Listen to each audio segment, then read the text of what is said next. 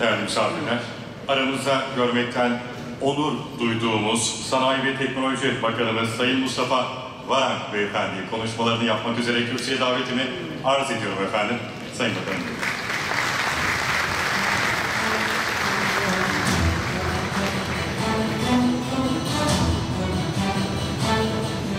Bu sene 140 farklı ülkeden 8.000'in üzerinde yabancı katılımcıyı ağırlıyoruz. Etkinlik boyunca geçmiş yıllarda olduğu gibi çok verimli ticari ortaklıklar ve yatırım işbirlikleri kurulacağından en ufak bir şüphem yok. Aslında bugün burada Türkiye'den dünyaya çok güzel bir mesaj veriyoruz. Küresel ticaret savaşlarının gündemi meşgul ettiği bu dönemde biz yeni işbirliklerini yeşertmenin ve birlikte kazanmanın peşindeyiz. Çünkü şunu biliyoruz, ticaret savaşının kazananı olmaz. Bakın, hem gelişmiş hem de gelişmekte olan ülkelerin çoğunda büyüme beklentileri ticaretteki bu gibi belirsizliklerden ötürü aşağı doğru revize edildi. Buna seyirci kalmamalıyız. Yatırımın, üretimin ve ticaretin canlanması için kolektif bir çabaya ihtiyaç var. MÜSİAD Expo gibi organizasyonlarda bu çabanın somut çıktılara dönüşmesi açısından önemli fırsatlar barındırıyor. Değerli misafirler, Türkiye zor bir Ağustos ayını geride bıraktı. Hiçbir ekonomik dayanağı olmayan dış şoklar sebebiyle döviz kurlarında dalgalanmalar yaşadı. Bu belirsizliklerin reel ekonomiye etkisini sınırlandırmak adına çok hızlı ve sonuç odaklı tedbirler aldık. Attığımız adımların olumlu sonuçlarını da görmeye başladık. Ekim ayı ile birlikte 12 aylık ihracatımız geçen seneye göre %8 arttı ve 167 milyar dolara ulaştı. Bu tutarın 145 milyar dolarını sanayi sektörümüz sırtladı. Bu kapsamda üretim göstergelerindeki aylık değişimleri sektör bazında yakından izliyor ve atılması gereken adımları atıyoruz. Yine sanayide rekabeti arttırmak için üretimde yapısal dönüşümü gerçekleştirmeye odaklandık. Bu dönüşümün temel eksenleri yerlileşme, teknoloji üretimi ve markalaşma olacak.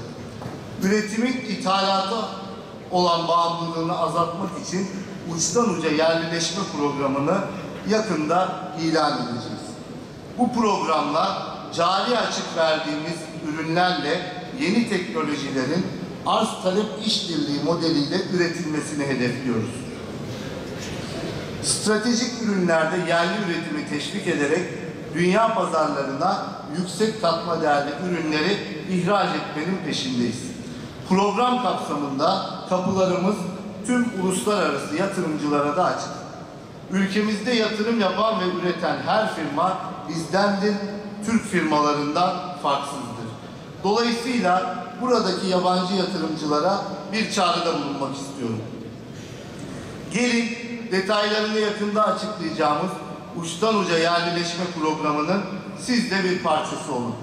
İş ortaklarınızı bulun, oldukça cazip teşvik sistemimizden faydalanın, ülkemizde üretin ve hep beraber kazanalım. Değerli konuklar, Türkiye'de doğrudan yabancı yatırımlarla ilgili liberal ve şeffaf bir mevzuatımız var. Yabancı ve yerli girişimciler az önce de ifade ettiğim gibi hak ve yükümlülükler bakımından eşit durumda. Ülkemiz OECD ülkeleri de dahil pek çok ülke arasında ulusal muamele prensibini benimseyen sınırlı sayıda ülkelerden bir tanesi. Hükümetimiz bu politikayı kesintisiz bir şekilde devam ettirecek. Dünya ekonomisinde korumacılığın hız kazandığı bir dönemde bu politikanın çok kıymetli bir çekim unsuru olduğuna inanıyorum. Yatırımcı dostu bir ortam sağlamak hükümetimizin temel öncelikleri arasında. Bakın Ekim ayında sevindirici bir gelişmeye şahit olduk. Dünya Bankası'nın iş yapma kolaylığı endeksinde ülkemiz 190 ülke arasında 17 sıralık bir sıçrama göstererek 43. sıraya yükseldi. Bu özetle şu anlama geliyor: İdari olarak yatırım yapmak isteyenlere ilave iş çıkartmıyor, bürokrasiyi azaltıyor ve hayatlarını kolaylaştırıyoruz. Hiç kuşkusuz bu durum ülkemizin uluslararası yatırımlar için daha cazip hale gelmesine katkı sağlayacak.